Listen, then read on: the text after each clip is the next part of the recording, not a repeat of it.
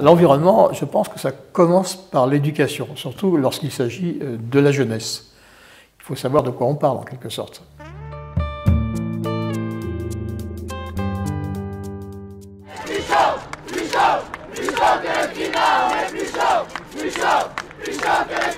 Alors on a peut-être la surprise de voir des jeunes, c'est super sympathique, défiler pour l'environnement. Il n'y a rien de mieux. Le seul problème, c'est qu'ils manifestent pour faire la grève de l'éducation. Il y a comme une contradiction. L'humanisme environnemental, ça commence par l'éducation. Alors, ce qu'il y a d'un peu curieux dans cette affaire, c'est que d'un côté, on appelle à la grève, mais dans le même temps, les cours d'SVT, c'est-à-dire de sciences de la vie, s'appauvrissent des éléments qui sont utiles à la compréhension du climat. Plusieurs journalistes, d'ailleurs, sont allés dans ces manifestations. Et on dit aux jeunes, vous appelez à la grève, donc vous devez savoir ce que vous faites. Quel est le principal gaz de l'atmosphère? Quelle est la part du CO2 dans ces gaz? Quelle est la part de l'activité humaine? Personne n'était capable de répondre, et les réponses étaient franchement de l'ordre du délire, c'est-à-dire les chiffres étaient majorés de 500 à 10 000 fois. Et ce n'est pas une personne ou deux personnes, c'était tout le monde. Il n'y a aucune éducation aux bases minimales qu'il faut connaître pour avoir une saine appréhension de l'environnement. Donc ça veut dire que ces jeunes, ils sont très sympathiques, c'est normal de se battre pour la planète. D'ailleurs, elle en a besoin, parce qu'elle est quand même malmenée. Donc là n'est pas le propos. Mais ils ne savent pas pourquoi, ils n'ont pas d'informations. D'un côté, ils appellent à la grève, et de l'autre côté, à l'école, on leur enlève les enseignements. Et tout ça, ça nous vient de l'Europe. Enfin, de l'Europe, d'une certaine Europe. Donc, on se pose des questions. Qu'est-ce qui se passe? Pourquoi cette jeune fille, Greta Thunberg, fait-elle le tour de l'Europe, poussée, évidemment, par les gens qui, par ailleurs, soutiennent le GIEC? Moi, j'ai été surpris par le fait que cette jeune fille, très sympathique, finalement, qui appelle à faire la grève pour le climat, a été légitimée par les puissants. Elle va à Davos recevoir l'onction de ceux qu'elle prétend combattre. Et après, qu'est-ce qu'elle fait? Elle fait le tour de l'Europe pour demander qu'un jour par semaine, on fasse la grève de l'éducation.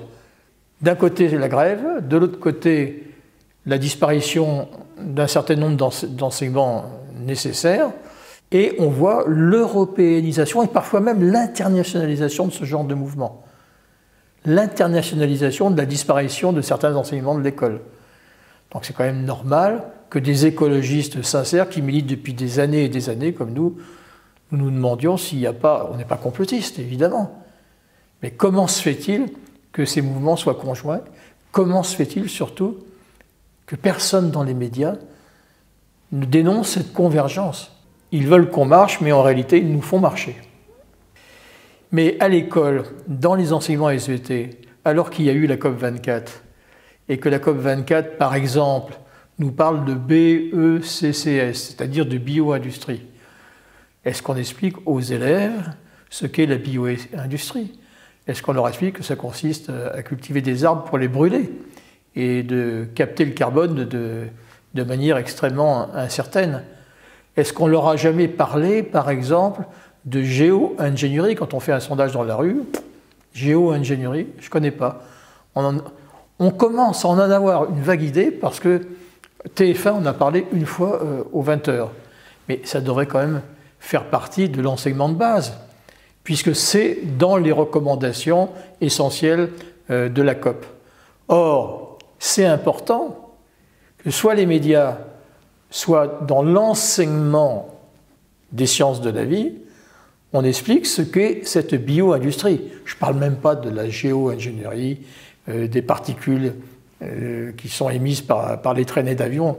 Ne soyons pas trop optimistes, mais déjà, ce qui est dans la loi, expliquer ce qui est dans la loi. Aucun citoyen ne comprend actuellement les enjeux des lois qu'on vote et qui s'inscrivent immédiatement, vous vous rendez compte, 2 mois après la tenue de la COP24.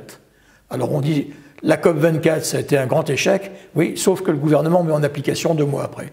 Et c'est la bio-industrie, et personne ne s'en rend compte. Ce que demandent les jeunes, c'est que ce genre d'enseignement, il soit dans la vie courante, c'est qu'il soit dans l'actualité. Finalement, une journée consacrée à l'environnement et au climat, comme les jeunes le réclament. Quelle superbe idée! À deux conditions. La première évidente, que ça se passe dans l'école et au sein du collège.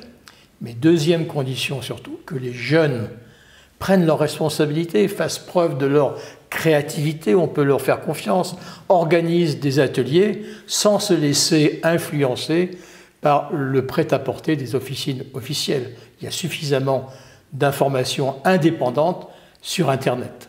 C'est une superbe idée, faisons-le.